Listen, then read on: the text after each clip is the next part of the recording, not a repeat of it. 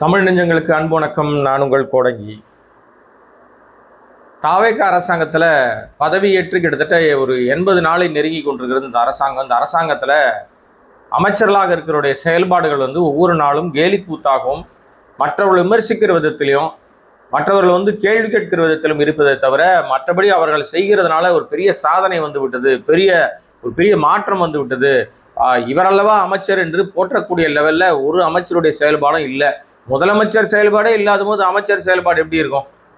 போய் கண்ணீர் விட்டு அழுவுறது தியேட்டரில் சினிமாவை பார்த்துட்டு, ஒரு அமைச்சர் என்பதே மறந்துட்டு தியேட்டரில் போய் சினிமா பார்த்துட்டு கண்ணீர் விட்டு அழுவுறது, அப்புறம் போய் கேள்வி கேட்டால் அந்த கேள்வியை தாண்டி வேற வேற கேள்விகளுக்கு பதில் சொல்கிறது, பத்திரிகையாளரை கண்டா பயந்து ஓடுறது, இப்படி ஏராளமான குறைபாடுகளோடைய தான் அமைச்சருடைய செயல்பாடுகள்லாம் அமைஞ்சிருக்கு.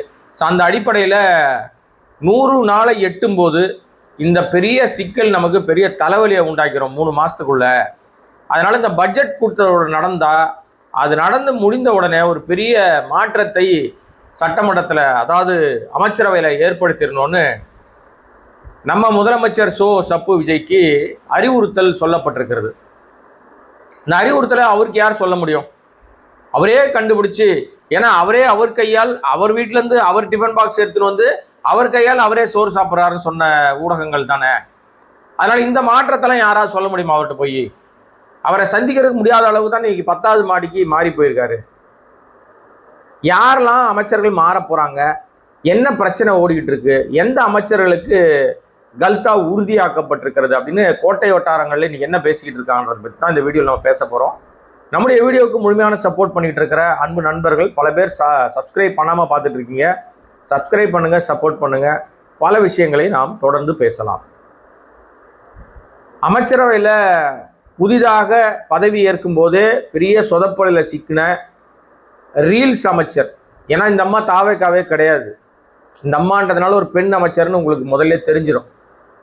அந்த அமைச்சர் முதல்ல தாவேக்காவே கிடையாது, எங்கெங்கேயோ சுற்றிட்டு இருந்தாங்க. திமுக பக்கம்லாம் கொஞ்ச நாள் சுற்றிட்டு இருந்தாங்க. அப்புறம் திடீர்னு பார்த்தா நான் விருதை மகள்னு சொல்லிட்டு ஒரு சீன் போட்டாங்க. அப்புறம் தாவேக்கால இணைஞ்சிட்டாங்க. அது நம்ம வளர்ந்து கட்ட அமைச்சர் ஒருத்தருக்காரில் ஆதவ அர்ஜுனா மூலமாக தாவேக்கால அவங்க சேர்ந்துட்டாங்க.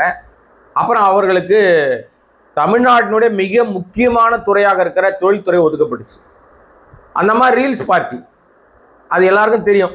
எப்போ பார்த்தாலும் ரீல்ஸ்லேயே தான் வாழ்க்கையை இது பண்ணிட்டு இருப்பாங்க. ஸோ அந்த அடிப்படையில் தொழில்துறை கொடுத்த உடனே ரீல்ஸ் போட்டாங்க. இந்த மாதிரி எல்லாரும் வாங்க இங்கே தொழில் தொடங்குங்க அப்படின்னு சொல்லி ரீல்ஸில் எல்லாருக்கும் அழைப்பு கொடுத்தாங்க. வழக்கமாக அமைச்சர்கள் அந்தந்த நாடுகளுக்கு போய் மிகப்பெரிய தொழில் முதலீட்டாளர்களை இழுத்துட்டு வர்றது தான் வழக்கம். இது வரைக்கும் அப்படி தான் நம்ம பார்த்துருக்குறோம். இந்த மாதிரி ரீல்ஸ் போட்டாங்க, ஒன்றும் பெரிய பலன் இல்லை. அப்புறம் திடீர்னு யாருக்குமே சொல்லாமல் கொள்ளாமல் சவுத் கொரியாலாம் போனாங்க. ஏன் போனாங்க, எதுக்கு போனாங்கன்னு தெரியாது. அங்கே போய் ஏதோ நான் தொழில் முதலீட்டை இருக்கிறேன்னு திடீர்னு ஒரு ஃபோட்டோ வந்த பிறகு தான் எல்லாருக்கும் தெரிஞ்சுது இந்த மாதிரி அவங்க சவுத் கொரியா போயிருக்காங்கன்றது. அப்புறம் என்ன நடந்ததுன்னு தெரியல, ஒரு பெரிய பரபரப்பாயிருச்சு. ஒன்றிய அரசாங்கத்துக்கிட்ட இந்த அம்மா மேலே நீங்கள் பதில் சொல்லணும், எங்களுக்கு யாரை கேட்டு எந்த அனுமதியின் அடிப்படையில் சவுத் கொரியா போறீங்க? டிப்ளமேட்டிக் பாஸ்போர்ட்டில் தான் அமைச்சர்களோ முதலமைச்சரோ போக முடியும். ஒன்றிய அரசாங்கத்தோட அனுமதி வாங்கிட்டு தான் போக முடியும். சொந்த பாஸ்போர்ட்டில் போயிட்டாங்க. இவங்களுக்கு நோட்டீஸ். இது வரைக்கும் அதுக்கு பதில் இல்லை. அது என்ன நடந்ததுன்னு தெரியல. அதோட அந்த அம்மாவுடைய அந்த பரபரப்பு ரீல்ஸு பஞ்சாயத்தெல்லாம் காணோம். எல்லாம் அடைக்கி வாசிட்டாங்க, மூடிக்கிட்டு சும்மாருன்ட்டு. தொழில் முதலீடு, பல தொழில் முதலீடு நமக்கு வர வேண்டியதெல்லாம் திமுக அரசாங்கம் செய்து வைத்ததெல்லாம் இப்போ ஆந்திராவுக்கு ஓடி போச்சு. ஏன்னா இதை தாவேக அரசாங்கம் சில்வண்டு அரசாங்கம், சின்ன பிள்ளை வெள்ளாமல் வீடு சேராது. சின்ன பிள்ளைங்களை நம்பி நம்ம முதலீடு பண்ணிட்டா நாளைக்கு ஏதாவது பிரச்சனையாகி முடங்கி போச்சுன்னா நம்ம காசும் போயிட்டோன்னு எந்த முதலீட்டாளர்களும் தமிழ்நாட்டில் தொழில் தொடங்க தயாராக இல்லை. யாரும் வர பயப்படுறாங்க. அதான் இன்னைக்குள்ள நிலைமை. இது ஒரு பக்கம் இருக்கட்டும். இப்போ அந்த அம்மாவுக்கு கொஸ்டின் போட்டாங்க. விரைவில் தொழில்துறை அந்த அம்மாட்ட பிடுங்கப்படும்.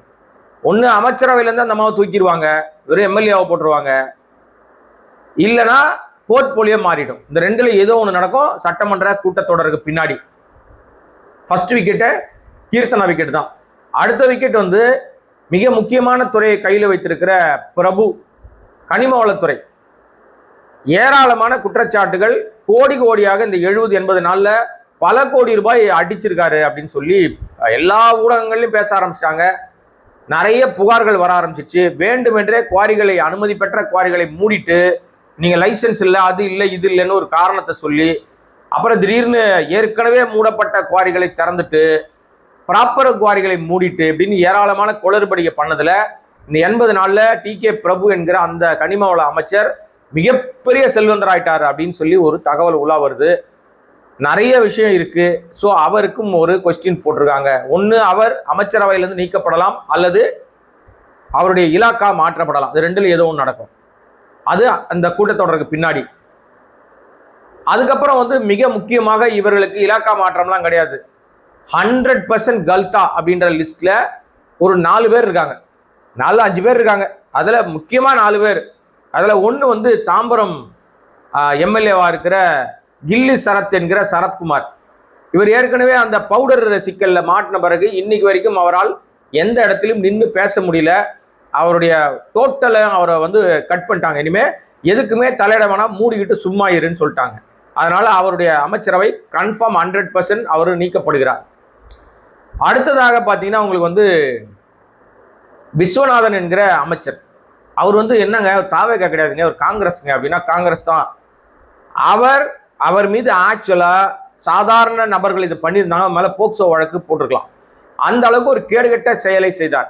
சின்ன பசங்க 10-12 வயசு பொம்பளை பசங்கிட்ட காலை தடவி தொடைய தடவி மசாஜ் கொடுக்குறன்ற பேர்ல கேடுகட்ட செயலை செய்த கிரிமினல், நம்பர் 1 கிரிமினலா மாறக்கூடிய ஒரு அயோக்கியத்தனமான செய்தார்னு சொல்லி இவர் மீது அவ்வளவு குற்றச்சாட்டுகள் வந்துச்சு. யாருன்னா நம்ம அமைச்சர் விஸ்வநாதன் மேல. இவர் 100%, ஏன்னா இவருடைய நிர்வாகத்தின் கீழே நடக்கிற எல்லா நிறுவனங்களும் காரி துப்புற லெவல்ல இருக்கு. உயர் உயர் படிப்புகளுக்கான பல விஷயங்கள் இன்னைக்கு சந்தி சிரிக்குது எஜுகேஷன் டிபார்ட்மெண்ட். இவருக்கு 100% மாற்றம். ஒன்று காங்கிரஸ்ல இருந்து வேற ஒருத்தர் வரணும், இல்லைன்னா தாவேக்காவே வேறு அமைச்சரை போட்டுரும். இவர் 100% நீக்கப்படுகிறார். இது சட்டமன்ற கூட்டத்தொடருக்கு பாருங்க. ஏற்கனவே காங்கிரஸ்க்கும் தாவேக்காக்கும் முட்டல் மோதல் உரசல் எல்லாம் போயிட்டு இருக்கு. இப்ப அதனால இவரை நீக்கிடுவாங்க 100%. அடுத்ததாக மிக முக்கியமான இடத்துல இருக்கிற என்ன சொல்றதுன்னா, இந்த அமைச்சர் மீடியாவில் வேலை பார்த்தேன்னு சொல்லுது. எந்த பத்திரிகையில் வேலை பார்த்துன்னு எனக்கு தெரியலங்க. நானும் பல பேர்கிட்ட விசாரிச்சு பார்த்தேன். ஆனால் இந்த அம்மாவை பற்றி வருகிற தகவல்லாம் ரொம்ப தப்பா இருக்கு. அது ஆரம்பத்தில் கட்சியில் இருக்கும் போதே ஓவர் வாய் ஜாஸ்தி. இப்போ ஒரு ஆடியோ ஒன்று வந்துச்சு கொஞ்ச நாளைக்கு முன்னாடி, ஒரு ஆடியோ. அந்த ஆடியோவில் ஜட்டி அவுத்து கொண்டு போட்டுருவேன் அப்படின்னு ஒரு ஆணை குறித்து பேசுறாங்க. ஒரு அமைச்சர் ஜெகதீஸ்வரி. இந்த அமைச்சர் 100% நீக்கப்படுகிறார். ஏன்னா இந்த அமைச்சரை குறித்து இப்போ வருகிற செய்தியெல்லாம் மிக மோசமான செய்திகளாக வருது. சமீபத்தில் ஒரு ஆடியோ, தன்னை ஒரு பத்திரிகையாளர்னு ஒரு பொண்ணு சொல்லிக்கும். அந்த அம்மா எந்த பத்திரிகை வேலை செய்கிறாங்கன்னு தெரியாது. நிறைய இந்த ஃபேஸ்புக்கில் அதில் எதாவது நிறைய போட்டுக்கிட்டே இருப்பாங்க. எல்லாரை பற்றி ஏதாவது குறை சொல்லிட்டே இருப்பாங்க. அவங்க ஒரு ஆடியோ வெளியிட்டு, உன்னை பற்றி எனக்கு தெரியாதா, நீ யாரு நீன்னு எனக்கு தெரியாதா, உன் அந்தரங்கம் தெரியாதான்னு ஏதோ போட்டாங்க. அதில் உண்மை இருக்கா இல்லை நமக்கு தெரியாது. ஆனால் அப்படி ஒரு ஆடியோக்கெல்லாம் பயங்கர வைரலாக போச்சு. இது இல்லாமல் அவங்க பேசின அந்த ஆடியோ தான் இன்னைக்கு பெரிய சலசலப்பு உண்டாச்சு. அவர்கள் ஏரியாவில் கிணற பூட்டிட்டாங்க, தண்ணி எடுக்க விடாம தடுத்துட்டாங்க, பல விஷயங்கள் செய்துட்டாங்க. அமைச்சரானவனே ஆணவத்தின் உச்சத்தில் ஆடிட்டு இருக்காங்கன்றதெல்லாம் பேர் வரும்போது அவர்களுக்கான பதவி நிச்சயமாக பறிக்கப்படுகிறது. ஜெகதீஸ்வரியினுடைய பதவி போய் அவங்க வெறும் மாஜி அமைச்சராக மாற போறாங்க. அடுத்ததாக இன்னொரு அமைச்சர், அவர் யாருன்னு சொன்னா அவர் தான் மிக முக்கியம். ஆனால் அதை நம்ப மாட்டீங்க நீங்க, அதான் உண்மை. யாருன்னா நம்ம பார்த்திபன் ஒரு அமைச்சர், சேலம் பார்த்திபன். யார் இவர்? இந்த பார்த்திபன்னா பஸ் ஸ்டாண்டில் போய் ஏங்க பஸ் வரலங்க, நான் டிக்கெட் புக் பண்ணிட்டு ரிசர்வ் பண்ணிட்டு வெயிட் பண்ணுறேன், எங்கள் பஸ் வரவே இல்லைன்னா, தம்பி நீங்கள் சாப்பிட்டு பேசுறீங்க தம்பி, நான் சாப்பிடவே இல்லை தம்பி நான் பாருங்க. இந்த சமீபத்தில் கூட வீலிங்லாம் பண்ணார்ல ஒரு அமைச்சர் பார்த்திபன், அந்த சினிமாலெலாம் துணை நடிகர் அங்கங்கே தலை காட்டுவார். அந்த அமைச்சர் அவருடைய பதவி பறிக்கப்படுகிறது. ஏன்னா அவருக்கு மிக முக்கியமான பதவிங்க போக்குவரத்து துறை. ஆனால் இது வரைக்கும் எந்த ஒரு புண்ணாக்கு வேலையும் செய்யல. அதில் ரீல்ஸ் போடுறதுல தான் முக்கியமாக இருந்தார். பிரதானமான ஒரு துறை, அந்த துறையை ஒழுங்காக ஹேண்டில் பண்ண தெரியாமல் இருக்கிறதுனால அவரிடமிருந்தும் அந்த பதவி பறிக்கப்படுவதற்கு வாய்ப்புகள் 100% இருப்பதாக சொல்லப்படுது. இதுக்கு இடையிலேயே இன்னும் சில பதவிகள் மாற்றப்படுவதற்கான வாய்ப்புகள் இருக்கு அப்படின்னு சொல்றாங்க. அது என்னென்ன பதவிகள் அப்படின்னு சொன்னா, கூடுதல் பொறுப்பு கொடுக்கறதுக்கு. இப்போ காங்கிரஸ்ல இருந்து ஒரு பதவியை பிடிங்கிட்டாங்கன்னு வச்சுங்களேன், உடனே அந்த பதவியில நீக்கின உடனே காங்கிரஸ் கோச்சிக்கிட்டு எதுவும் பண்ணிட போகுது அப்படின்றதுனால அந்த ராஜேஷ்னு ஒரு அமைச்சர் இருக்கார், அவருக்கு இப்ப இருக்கிற பதவியை மாத்திட்டு கூடுதல் முக்கியத்துவம் வாய்ந்த பதவி தரப்படலாம். சேலம் பார்த்திபன்ட்ட புடுங்குற போக்குவரத்து துறை நம்ம ராஜேஷ் அவர்களுக்கு வழங்கப்படலாம்னு ஒரு தகவல் வந்து கோட்டை வட்டாரத்தில் பேசிட்டு இருக்காங்க. அதே மாதிரி வந்து நீங்க நம்ம இப்போ வன்னியரசு விசிகாவுடைய முக்கியமான நிர்வாகி சமூக நலத்துறை அமைச்சராக இருக்கார் இல்லையா, அந்த அமைச்சராக இருக்கிற வன்னியரசு அவர்களுக்கு அந்த துறையிலிருந்து அவர் மாற்றப்பட்டு இதைவிட மிக முக்கியத்துவம் வாய்ந்த துறை ஒதுக்கப்படலாம் என்று தெரிகிறது. அது என்ன துறை அப்படின்னா, இப்போ நம்ம ஜெகதீஸ்வரி கிட்டேருந்து ஜெகதீஸ்வரியை புடுங்குறாங்க இல்லையா, அந்த துறை ஒன்று இவருக்கு இந்த கூடுதலாக அந்த துறை வழங்கப்படலாம், அல்லது அந்த துறைக்கு மாறிட்டு இந்த துறை வேற யாரையா போடலாம். ஆக வன்னியரசு அவருடைய பதவியும் மாற்றம் பெறுகிறது அப்படின்றதுதான் கோட்டை வட்டாரத்தில் இப்போ வருகிற செய்தியாக இருக்கிறது. இன்னொன்று ஏன் அப்படின்னு சொன்னா, இன்றைக்கு இந்த செய்திகள் எல்லாம் இவர்களே கசிய விடுவார்கள். எப்படி மக்கள்கிட்ட போய் என்ன மாதிரியான எதிர்வினை ஏற்படுகிறது. இதுல நல்லா பாத்தீங்கன்னா, நான் சொன்னதுல தாவேகா அமைச்சருடைய செயல்பாடுகள் ஒரு அமைச்சர் செயல்பாடும் சரியில்லை, அது வேற விஷயம். ஒருத்தர் செயல்பாடும் சரியில்லை, ஏதோ இவங்க மட்டும்தான் ஒழுங்கு இல்லாமல் இருக்காங்க, மற்றவங்களாம் அப்படியே வெட்டி முறிச்சு கீழ்ச்சி எல்லாம் அப்படியே நட்டு புடுங்கிடுறாங்கலாம் நினைக்காதீங்க. எல்லா அமைச்சர் செயல்பாடும் அப்படிதான் இருக்கு.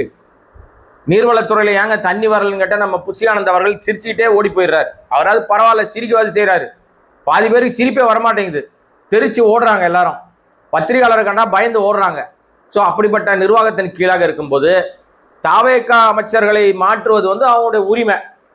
ஆனா கூட்டணி கட்சி அவங்க மூலமா தான் ஆட்சி நடக்குது. அவங்க பதவியே புடுங்குறேன், அவங்க பதவியை மாத்துறேன்னா அவங்க ஒப்புதல் இல்லாம செய்ய முடியாது. அதை இப்ப அவங்க அங்கங்க என்னென்ன பண்ணி வச்சிருக்காங்கன்னு தெரியாது. அமைச்சரான பிறகு அவருடைய துறை ரீதியா அவர்கள் என்னெல்லாம் பண்ணிட்டு இருக்காங்க, என்ன பண்ண காத்திருக்காங்க, என்னெல்லாம் பண்ண போறாங்கன்னு நமக்கு உங்களுக்கோ எனக்கோ தெரியாது. இப்ப திடீர்னு அவங்களுடைய போர்ட்போலியோ மாத்தினா இன்னொரு புதிய துறைக்கு போனா மறுபடியும் அவர்கள் அதுல இருந்து கத்துக்கிறதுக்கு ஒரு டைம் எடுக்கும்.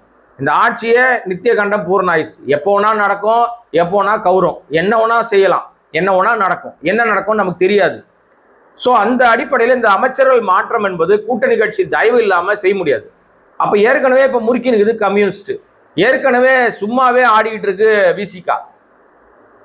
கம்யூனிஸ்ட் டோட்டலா வெளியே போனாலும் சிக்கல். இதுக்கு இடையில அதிமுக வெளியில வந்து இந்த கட்சியில சேர்ந்து பதவியை ராஜினாமா பண்ணிட்டு இடைத்தேர்தல் காத்துக்கிட்டு இருக்கிறவங்க கிட்டத்தட்ட ஒரு 6 பேர். அந்த 6 பேர்ல 3 பேருக்கு எந்த பதவியும் தரப்பட போவதில்லை என்பது முடிவாயிடுச்சு. அதுல இசகி சுப்பையா, அவரு எம்எல்ஏவே கிடையாது, அவர் இனிமே எம்எல்ஏக்கு நிக்க போறது கிடையாது. அவருக்கு ஏதோ டெண்டர்ஸ் எல்லாம் கொடுத்து அவரை கூல் பண்ணிட்டாங்க, போயிட்டாரு. அதுக்கப்புறம் சத்யபாமா, அப்புறம் இன்னொரு எம்எல்ஏ ஒருத்தர்.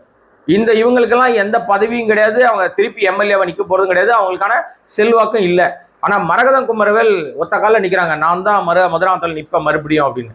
ஆனா நின்னா டெபாசிட் வாங்க மாட்டாங்கன்னு தெரிஞ்சிருச்சு. இருந்தாலும் அவங்க அடம் பிடிக்கிறதுனால வாய்ப்பு இருக்கு. 2 அதாவது விஜயபாஸ்கர் ஸ்கொயர்ஸ்னு ஒன்று இருக்குல்ல, இந்த 2 பேர் இருக்காங்க. அந்த 2 பேருக்கும் மறுபடியும் அமைச்சர் ஆகணும்னு ஆசையில சுத்திட்டு இருக்காங்க. இப்போ இடைத்தேர்தலுக்கு நீதிமன்றம் ஒரு கொட்டு வச்சிருக்கு. ஆகஸ்ட் 24 வரைக்கும் அதுக்கான வாய்ப்பு இல்லை.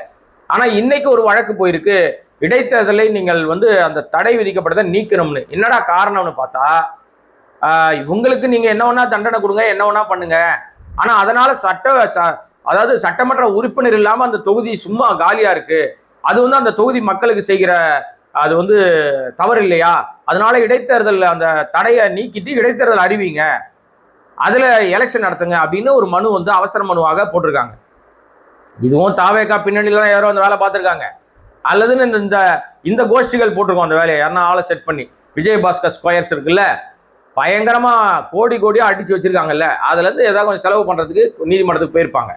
எனவே மக்களே, தாவேகா அரசாங்கம் எதை செய்கிறதோ இல்லையோ, மக்கள் நல பணியெல்லாம் என்னது, எந்த கிலோ எந்த கடையில விற்கிதுன்னு கேட்கிற இந்த ஆட்சி நிர்வாகத்தை மாத்திக்கிட்டே இருக்கணும். அதுக்கு அதிகாரிகளை மாத்துறீங்க, காவல்துறையை மாத்துறீங்க, தொடர்ந்து ஏதோ ஒரு டிரான்ஸ்ஃபர் போயிட்டே இருக்குல்ல.